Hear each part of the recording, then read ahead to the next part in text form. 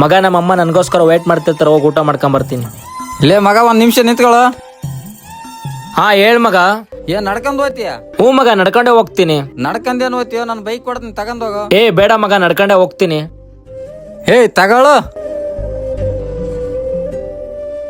ಏನೋ ಅವನಂದ್ರ ಅಷ್ಟೊಂದ್ ಇಷ್ಟನ ಕೇಳಾರ ಬೈಕ್ ಕೊಟ್ಟು ಕಳ್ಸಿದೆ. ಇಷ್ಟನಿಲ್ಲ ಏನಿಲ್ಲ, ಬೈಕ್ ಕೊಟ್ರೆ ಪೆಟ್ರೋಲ್ ಹಾಕ್ಸ್ಕೊಂಡ್ ಬರ್ತಾನೆ, ಅದಕ್ಕೆ ನಾನು ಬೈಕ್ ಕೊಟ್ಟು ಕಳಿಸಿದೆ. ಏ ನೀ ಮಾಮೂಲಿ ಮನುಷ್ಯ ಅಲ್ಲ ಬಿಡು ಮಗ, ಸೂಪರ್ ಮಗ ನೀನು. ಓಯ್ ಅವ್ನ್ ಬರ್ತಿದ್ದಾನ ಕಣ, ಅವ್ನ ಮುಂದೆ ಏನ್ ಮಾತಾಡಕ್ ಹೋಗ್ಬೇಡ. ಮಗ ಬೈಕಲ್ಲಿ ಪೆಟ್ರೋಲ್ ಖಾಲಿ ಆಗೋಯ್ತು ಮಗ. ಏನೋ ಮಗ ಬೈಕಲ್ಲಿ ಪೆಟ್ರೋಲ್ ಹಾಕ್ಸ್ಲಿಲ್ವಾ? ಇಲ್ಲ ಮಗ, ಪೆಟ್ರೋಲ್ ಹಾಕ್ಸ್ಲಿಲ್ಲ. ಏನೋ ಫ್ರೆಂಡ್ ಅಂತ ಬೈಕ್ ಕೊಟ್ರೆ ಪೆಟ್ರೋಲ್ ಹಾಕ್ಸ್ಬೇಕಂತ ಗೊತ್ತಾಗಲ್ವೇನೋ ನಿನ್ಗೆ?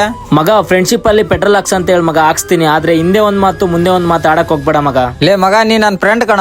ಯಾಕ್ರೋ ಫ್ರೆಂಡ್ಶಿಪ್ ಅನ್ನೋ ಹೆಸರಿಗೆ ಮಸಿ ಬೆಳಿತಾ ಇದ್ರ? ನಿಮಗೆ ಇಷ್ಟ ಇದ್ರ ಕೊಡ್ರೋ, ಇಲ್ಲ ಅಂದ್ರೆ ಬಲವಂತ ಇಲ್ಲ.